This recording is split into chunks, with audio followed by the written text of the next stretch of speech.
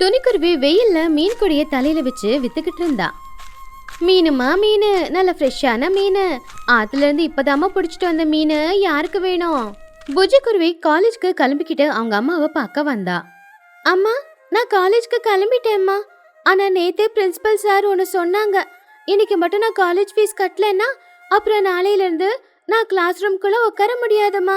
எப்படியாவது ஃபீஸை கட்டி ஆகணும். ஐயோ, ஃபீஸ் கட்ட இதுதான் லாஸ்ட் டேட்டா புஜ்ஜி? எனக்கு தெரியாதுமா. நீ ஒன்றும் கவலைப்படாத.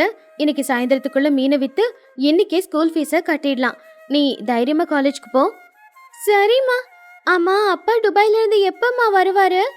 அப்பா வந்தாலாவது நம்ம கஷ்டம் எல்லாம் தீர்ந்து போயிடும். வருவாருமா. அப்பா நமக்காக தானே அங்க வெயில்ல இவ்வளவு கஷ்டப்பட்டுக்கிட்டு இருக்காரு. வருவாரு. அன்னைக்கு துணிக்குருவி அந்த வெயில்ல பயங்கரமா கஷ்டப்பட்டு வியாபாரத்தை செஞ்சா. அதுக்கப்புறம் தெரிஞ்சவங்க கிட்ட சொல்லி கொஞ்சம் பணத்தை கடன் வாங்கி புஜ்ஜியோட காலேஜ் ஃபீஸை கட்டிட்டா. இப்படியே சில நாட்களும் போச்சு. ஒரு நாள் சாயந்தர நேரம் துணிக்குருவி வீட்டுல சமைச்சுக்கிட்டு இருக்கும்போது வீட்டோட கதவை யாரோ டக் டக்குன்னு தட்டுன சத்தம் கேட்டு துணி வெளியில வந்தா. அங்க அவளுக்கு ஆச்சரியம் காத்துக்கிட்டு இருந்துச்சு. துபாய்க்கு போயிருந்த துணியோட புருஷனான ராஜகுருவி பொட்டி படுக்கையோட வாசல்ல நின்னுக்கிட்டு இருந்தான். என்னங்க இது, இப்படி சொல்லாம கொள்ளாம வந்திருக்கீங்க? நீங்க ஒரு ஃபோன் பண்ணியாவது சொல்லிருக்கலாம்ல. உனக்கு சர்ப்ரைஸா இருக்கட்டும் தான் நான் ஃபோன் பண்ணல. துணி, எப்படி இருக்க? துணி அழுதுகிட்டே, எப்படி இருப்ப நீங்களே சொல்லுங்க. இவ்வளவு நாள் ஆச்சா உங்களுக்கு வீட்டுக்கு வர்றதுக்கு? புஜ்ஜி எத்தனை தடவை உங்களை பத்தி கேட்டிருக்கான்னு தெரியுமா? அவளுக்கு பதில் சொல்லி சொல்லி நான் டயர்டாவே ஆயிட்டேன். சரியா அழாத துணி. இத்தனை நாள் வராதவன் இப்ப நான் வீட்டுக்கு வந்திருக்கேன்ல, இனி நீ கவலைப்பட வேண்டியதே இல்ல. நமக்கு நல்ல நேரம் பிறந்தாச்சு. அப்படின்னா நீங்க நிறைய பணம் சம்பாதிச்சிருக்கீங்களா? நம்ம கடன் எல்லாம் தீர போகுதா? அப்ப ராஜா அவனுடைய காலரை தூக்கி விட்டு, என்ன துணி, உன் புருஷனை பத்தி கேக்குற கேள்வியா இது? உனக்கு தெரியுமா நான் எவ்வளவு பணம் சம்பாதிச்சிருக்கேன்னு? 2 லட்சம் ரூபாய் சொலையா கொண்டு வந்திருக்கேன் அப்படின்னு ஒரு பெட்டியை காட்டினா. இந்த பெட்டில தான் இருக்கு, இனி கடன் தொல்லையே இருக்காது. 2 லட்சமா?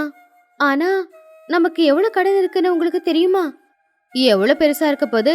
20,000மோ 30,000மோ இருக்க போகுது, அவ்வளவுதானே. ஒரே அமௌண்டா அதை கட்டிடலாம். துணி பயத்துல கொஞ்சம் தலையை குனிஞ்சுக்கிட்டு, இல்லங்க, நமக்கு கடன் 30,000 ரூபாய் இல்ல, 2,50,000 ரூபாய் அப்படின்னு துணி சொன்னதை கேட்டு பாவம் ராஜு ரொம்பவே ஷாக் ஆயிட்டான். அவன் கண்ணே வெளியில வந்துருச்சு. அவனுடைய குரல் நடுங்க ஆரம்பிச்சுது. எவ்வளவு? 2,50,000மா? அப்படின்னு சொல்லிக்கிட்டே மரம் வெட்டினா மரம் எப்படி கீழே விழுமோ அந்த மாதிரி டமால்னு மயக்கம் போட்டு விழுந்துட்டான் ராஜு. ஐயோ, என்னங்க என்னங்க, எழுந்துறீங்க. புஜ்ஜி, அப்பா மயக்கம் போட்டு விழுந்துட்டாருமா, கொஞ்சம் தண்ணிய கொண்டு வாமா. துணி உடனே வீட்டுக்குள்ள போய் ஒரு கப்புல தண்ணிய கொண்டு வந்து ராஜுவோட முகத்துல தெளிச்சு அவனை எழுப்புனா. ராஜுவும் எழுந்துச்சு நின்னான். ஆனா ஷாக் மட்டும் இன்னும் குறையல. ஐயோ, நான் துபாயில இருக்கனா இல்ல நரகத்துல இருக்கனா? என்ன துணி இது? ஏதோ கொஞ்சமா கடன் இருக்குன்னு நான் அங்க கஷ்டப்பட்டு 2 லட்சம் ரூபாய் சம்பாதிச்சு கொண்டு வந்தா 2,50,000 ரூபாய் கடன் இருக்குன்னு என் தலையில குண்டு தூக்கி போடுற. என்ன பண்ண சொல்றீங்க? நீங்க துபாய்க்கு போய் 6 மாசத்துக்கு ஏதோ கொஞ்சமா பணம் அனுப்புவீங்க. அந்த பணத்தை வச்சுக்கிட்டு நான் வீட்டை பாப்பனா இல்ல என் பொண்ணோட படிப்பு பாப்பனா? புஜ்ஜியும் வளர்றல, அவளுக்கு தேவையானதை வாங்கணும்ல, அதான் நான் கடன் வாங்கினேன். அதை கேட்ட ராஜகுருவி, சந்தோஷமா வாழலான்னு வந்தேன். ஆனா இனிமேலும் இதே கடன்ல தான் வாழணும் போல. சரி, இப்ப கொண்டு வந்திருக்கிற 2 லட்சத்தை நம்ம மகி கிட்ட கொடுத்து கொஞ்சமாவது கடனை தீர்த்திடலாம். மிச்ச பணத்தை கொஞ்சம் கொஞ்சமா தரலாம். எல்லாம் என் நேரம் அப்படின்னு சொல்லி துணியும் ராஜுவும் 2 பேரும் மகி வீட்டுக்கு போனாங்க. என்ன ராஜு, துபாயில இருந்து எப்ப வந்த? கடன் அடைக்க பணம் கொண்டு வந்திருக்கியா இல்லையா? கொண்டு வந்திருக்கேங்க அப்படின்னு பேக திறந்து அதுல இருந்து 2 லட்சம் ரூபாவை எடுத்து வச்சு, இதுல 2 லட்சம் இருக்கு, கடனுக்கு கீழே இதை வச்சுக்கோங்க. பரவாயில்ல ராஜு, டைமுக்கு தான் வந்திருக்கேன். ஆனா இன்னும் 50,000 ரூபாய் பேலன்ஸ் இருக்கே, அதை எப்ப கொடுக்க போற? மகி, இன்னொரு மாசம் எனக்கு அவகாசம் கொடுங்க. அந்த 50,000த்தை நான் திரும்ப கொடுத்துடுறேன். அது வரைக்கும் தயவு செஞ்சு வட்டி போடாதீங்க. சரி ராஜு, உன் பொண்டாட்டி பாவம், கஷ்டப்பட்டு உழைக்கிற பொண்ணு, அவன் முகத்துக்காக வட்டியை போடல. ஆனா 1 மாசத்துல என் பணத்தை திரும்ப கொடுத்தணும், சரியா? சரிங்க, நிச்சயமா கொடுத்துடுறேன் அப்படின்னு அவங்க 2 பேரும் வீட்டுக்கு போயிட்டாங்க. அன்னைக்கு ராத்திரி நேரம் துணி, ராஜு, புஜ்ஜி 3 பேரும் ஹால்ல உட்கார்ந்து இருந்தாங்க. ராஜுவோட முகம் ரொம்பவும் சீரியஸா இருந்துச்சு. துபாய் கர்வம் எல்லாம் போச்சு.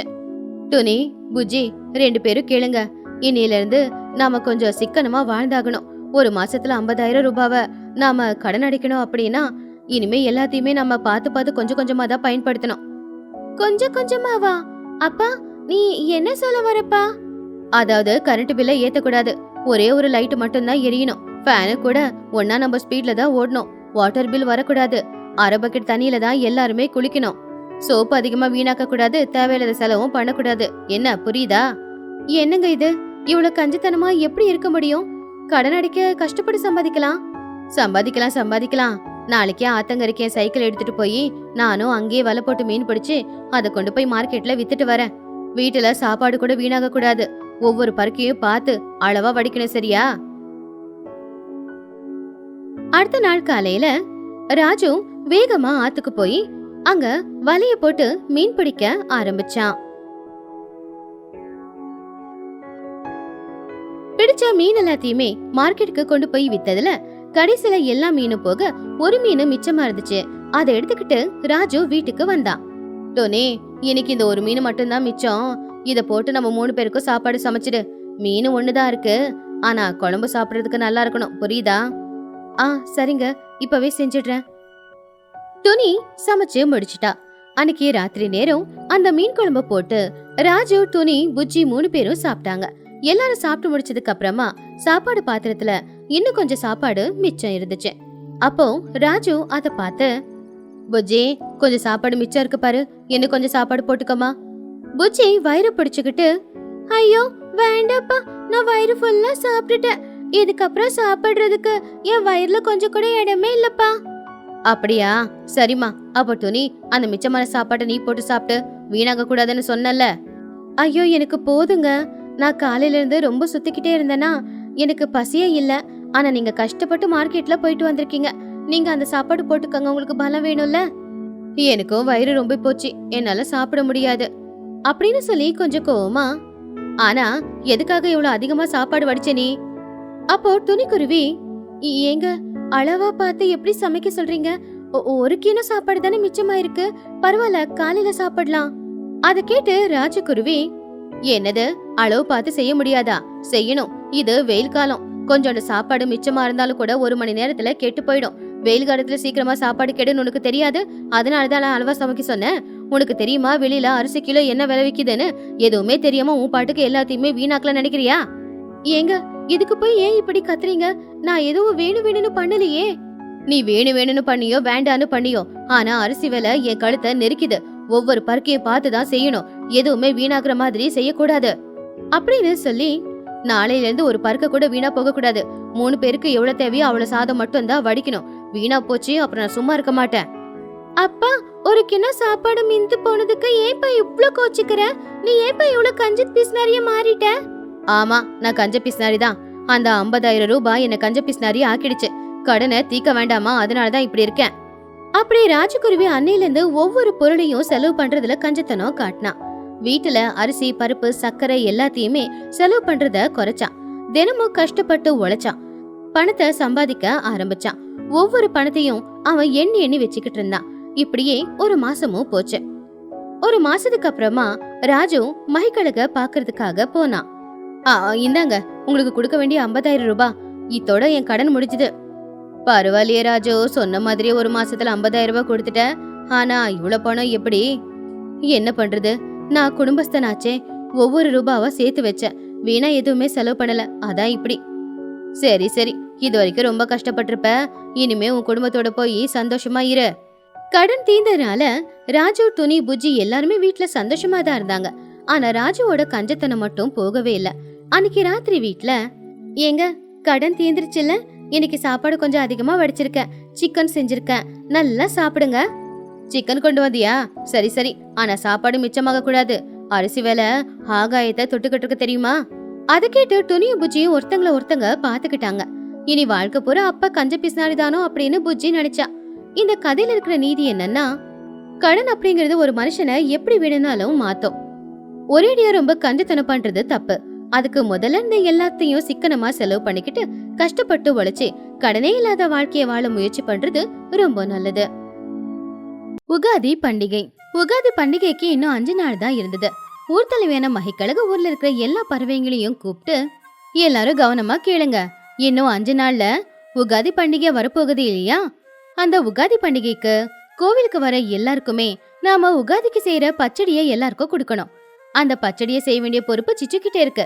எப்படியும் உன்கிட்ட மாந்தோப்பு இருக்குல்ல, மாங்காய்க்கும் பஞ்சம் இருக்காது. சிச்சு காக்கா சந்தோஷமா காலர் எகிற விட்டு, தேங்க்ஸுங்க மஹி, இந்த பொறுப்பை என்கிட்ட கொடுத்ததுக்கு. எல்லா வருஷமும் மாதிரி இந்த வருஷமும் நானே அந்த பச்சடியை பண்ணிடுறேன். என்ன மாதிரி இங்க பச்சடியை பண்ண யாருக்கு தெரியும்? நான் கொடுக்கற பச்சடியை சாப்பிட்டா அந்த டேஸ்ட் அடுத்த வருஷம் பண்டிகைக்கு கூட போகாது. உண்மைதான் சிச்சோ, நீ மாங்காயை போட்டு பச்சடி செஞ்சு கொடுக்கற அளவுக்கு யாரும் செய்ய மாட்டாங்க. அங்க பக்கத்திலேயே மரத்தோட கிளையில பன்னு கிளி புஜ்ஜி குருவி உட்காந்துக்கிட்டு இருந்தாங்க. அங்க நடக்கிற எல்லாத்தையும் பாத்துக்கிட்டு இருந்தாங்க. 2 பேருமே ரகசியமா, டேய் பன்னு, இந்த சிச்சு ஆண்டி ரொம்ப ஓவரா பண்றாங்கடா. அவங்களுக்கு பச்சடி பண்ணவே வராது.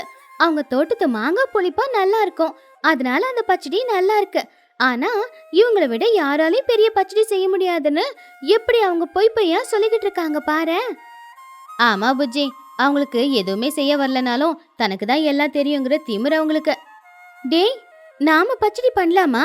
நாம சூப்பரா பச்சடி பண்ணி அவங்க மானத்தை வாங்கிடலாம்டா. பன்னு அதை கேட்டு ஷாக் ஆயிட்டான். ஐயோ, மாங்காய் பச்சடியா? அந்த பச்சடி செய்யறது சாதாரண விஷயமா? அதுல உப்பு புளிப்பு இனிப்பு காரம்னு எல்லாம் சரியா இருக்கணும். அதுலயே சிச்சு ஆண்டிக்கு அவங்களுக்குன்னு மாந்தோப்பு இருக்கு. அவங்க அந்த மாங்காவை போட்டு செய்வாங்க. நம்ம சந்தையில மாங்காய் போய் வாங்கலனாலும் நம்ம கிட்ட அவ்வளவு பணம் இல்லையே. அத பத்திலாம் நீ கவலைப்படாதடா. காட்டுக்குள்ள ஒரு மாமரம் இருக்கு. நான் அடிக்கடி இந்த மாமரத்தை பாப்பேன். அந்த மாமரத்துல காய் ரொம்ப நல்லா இருக்கும். அதை போட்டு இந்த தடவை நாமளே மாங்காய் பச்சடியே பண்ணிடலாம். நீ தைரியமா ஆண்டிக்கு சேலஞ்ச் விடு. ஓகே ஓகே, ஆண்டியோட திமிருக்கும் நாம ஒரு பிரேக் கொடுக்கணும் இல்லையா? பன்னு திடீர்னு எழுந்துச்சு நின்னு சத்தமா சொன்னா, மஹி பாட்டி, ஒரு நிமிஷம். இந்த வருஷம் பண்டிகைக்கு ஆண்டி மட்டும் பச்சடி பண்றதில்ல, நாங்களும் பச்சடி பண்றோம். எல்லாரும் சாப்பிட்டு பார்த்து எப்படி இருக்குன்னு சொல்லுங்க. எல்லாருமே அதை கேட்டு ஷாக் ஆனாங்க. சிச்சு காக்கா விழுந்து விழுந்து சிரிச்சுது. என்னடா சொன்ன பன்னு, நீங்க பச்சடி பண்றீங்களா? பால் குடிக்கிற வயசு கூட தாண்டல பச்சடி பண்றாங்களாமா. என்னெல்லாம் பீட் பண்ண உங்களால முடியாது. போய் பால் குடிச்சு படுத்து தூங்குங்க. நான் வேணா பச்சடி பண்ணிக்கிறேன்.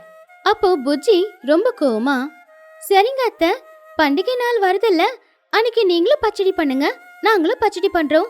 யார் பண்ண பச்சடி நல்லா இருக்குன்னு மஹி பாட்டியே சொல்லட்டும். சேலஞ்சுக்கு வரீங்களா? சேலஞ்சா? சேலஞ்சில் மட்டும் நான் தோத்துட்டா என் தோட்டத்து மாங்காய் எல்லாத்தையும் நான் ஃப்ரீயா கொடுக்குறேன். மஹிக்கழகு சிரிச்சுக்கிட்டே, சரி சரி, எல்லாருமே பச்சடி பண்ணுங்க. பண்டிகை அன்னைக்கு நான் சாப்பிட்டு பார்க்குறேன். யாரு பச்சடி நல்லா இருந்துச்சோ அவங்களுக்கு தான் ப்ரைஸும் கூட. சரி, இப்போ மீட்டிங் ஓவர். அடுத்த நாள் காலையில பன்னு பூச்சி 2 பேரும் ஆளுக்கு ஒரு கூடை எடுத்துக்கிட்டு காட்டுக்கு போனாங்க. வெயில் ரொம்ப அதிகமா இருந்துச்சு. பன்னு பெருமூச்சு விட்டுக்கிட்டு இருந்தான். புஜ்ஜி, அந்த மரம் எங்க இருக்கு? என்னால நடக்க முடியல. 1 மணி நேரமா இந்த காட்டுலயே சுத்திக்கிட்டு இருக்கிற மாதிரி இருக்கு. அதோ பன்னு, அந்த மலை இருக்குல்ல, அதை தாண்டி போனா அந்த மரம் இருக்கும். போன மாசம் நான் அந்த மரத்துல பார்த்தப்ப நிறைய காய் இருந்துச்சு. ரொம்ப நேரத்துக்கு அப்புறமா அவங்க ஒரு மரத்துக்கிட்ட வந்து சேர்ந்தாங்க. புஜ்ஜி ரொம்ப சந்தோஷமா இருந்தா.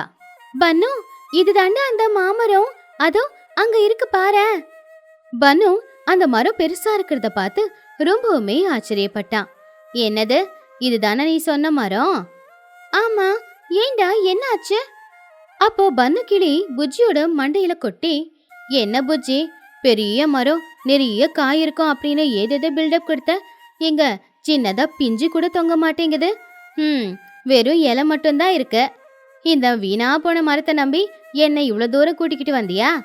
அப்போ புஜ்ஜியும் மரத்தை நிமிந்து பார்த்து, அட, ஒரு பிஞ்சு கூட இல்ல, உண்மைதான். ஆனா நான் அன்னைக்கு பார்த்தப்ப அவ்வளவு காய் இருந்துச்சே. யாரு கண்ணு பட்டுச்சோ இல்ல குரங்கு ஏதாவது எடுத்துட்டு போச்சோ? குரங்கும் இல்ல, எதுவும் இல்ல. இந்த கடவுள் தான் எனக்கு இப்படி எல்லாம் பண்றான் போல தெரியுது.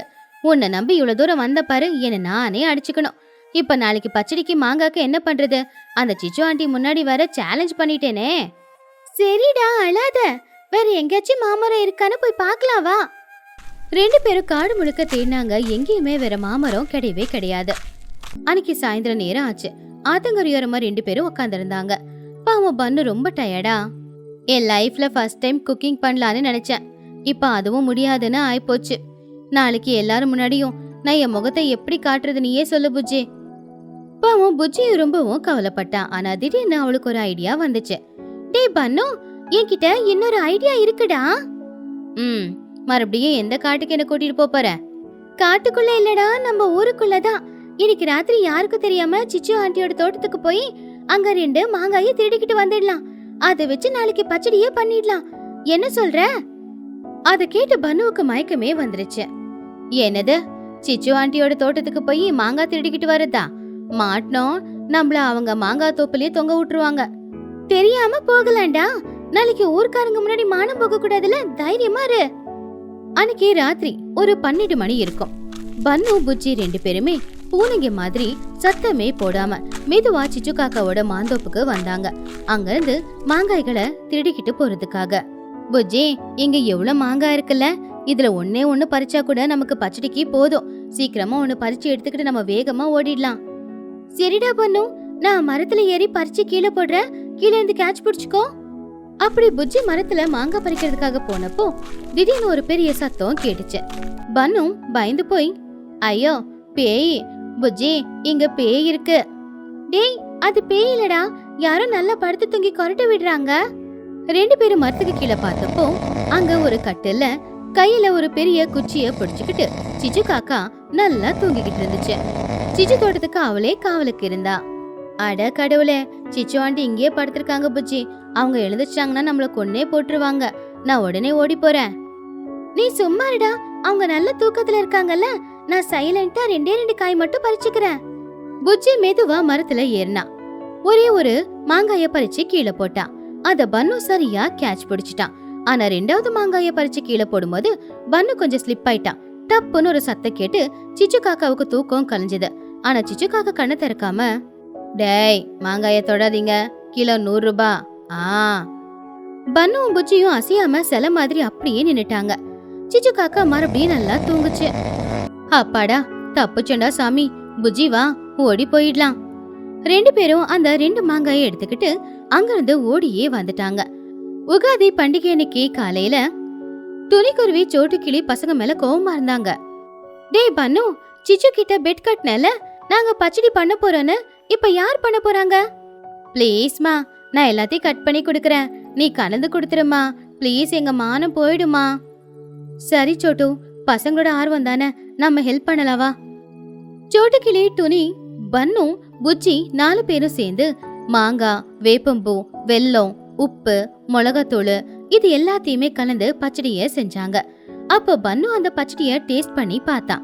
சாப்பிட்டு பார்த்த உடனே, ஆஹா அம்மா, இந்த பச்சடி அமிர்த மாதிரி இருக்கு. எனக்கு தெரிஞ்சு பெட் கட்டினதுல ஜெயிக்க போறது நான் தாமா.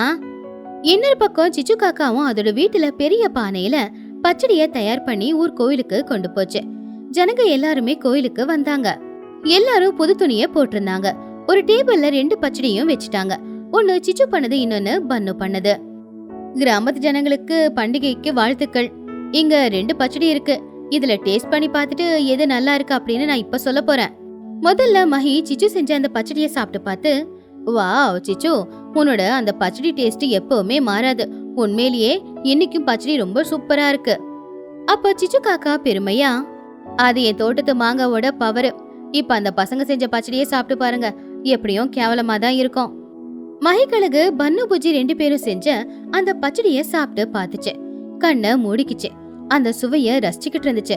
எல்லாரும் ஆர்வமா பாத்துக்கிட்டு இருக்கிறப்போ மஹிக்கழகு ஆச்சரியமா, அட என்ன இது அதிசயமா இருக்கு பசங்களா, நீங்க பண்ண பச்சடிக்கும் சிச்சு பண்ண பச்சடிக்கும் எந்த ஒரு வித்தியாசமும் என்னால கண்டுபிடிக்கவே முடியலையே, சேம் டு சேம் இருக்கே. என்னது, அவங்க பண்ணது நான் பண்ணது ஒரே மாதிரி இருக்கா அப்படின்னு சிச்சு காக்கா பச்சடி டேஸ்ட் பண்ணிட்டு, அட ஆமா, இந்த பச்சடியில இருக்கிற புளிப்பும் அந்த பச்சடியில இருக்கிற புளிப்பும் ஒரே மாதிரி இருக்கு. டேய் பன்னு, நீங்க பச்சடிக்கு மாங்காவை எங்க இருந்து கொண்டு வந்தீங்க? பன்னு பயந்துகிட்டே, அது அது காட்டுல இருந்தா ஆண்டி, காட்டுல ஒரு மாமரம் இருக்கே. ஆமா ஆண்டி, அந்த மாமரத்தோட காயும் உங்க மாமரத்தோட காயும் டேஸ்ட்ல ஒரே மாதிரி இருக்கும், நல்லா புளிப்பா இருக்கும். எது எப்படியோ 2 பேரும் பண்ண பச்சடி நல்லா இருக்கு. 2 பேரும் இந்த பெட்ல வின்னர்ஸ் தான். எல்லாருக்குமே நீங்க பண்ண பச்சடியே கொடுங்க. பசங்க வந்தவங்க எல்லாருக்குமே பச்சடிய பங்கிட்டு கொடுத்துக்கிட்டு இருந்தாங்க. ஆனா சிச்சு காக்கா மனசுல, என்ன இது ஆச்சரியம், அவங்க செஞ்ச பச்சடியும் நான் செஞ்ச பச்சடியும் ஒரே மாதிரி இருக்கு. நேத்து தோட்டத்துல ஏதோ சத்தம் கேட்டுச்சு, யாரோ வந்த மாதிரி. எனக்கு தெரிஞ்சு இவங்க தான் என் தோட்டத்துக்கு வந்து மாங்காய பறிச்சுட்டு வந்திருப்பாங்களோ. அட கடவுளே. சிச்சு காக்கா கோவமா பன்னுவ பாத்துச்சு. சரி சரி, பண்டிகை அன்னைக்கு என்னத்துக்கு சண்டை, ஊருக்காரங்க எல்லாரும் சந்தோஷமா இருக்காங்கல்ல, அது போதும் அப்படின்னு சொல்லி சிச்சு காக்கா அமைதியா ஆயிடுச்சு. அப்படி திருட்டு மாங்கால செஞ்ச பச்சடி டேஸ்ட் நல்லா இருக்கவும் ஊர்க்காரங்க எல்லாரும் வாங்கி வாங்கி குடிச்சாங்க. சந்தோஷமா பண்டிகை கொண்டாடினாங்க.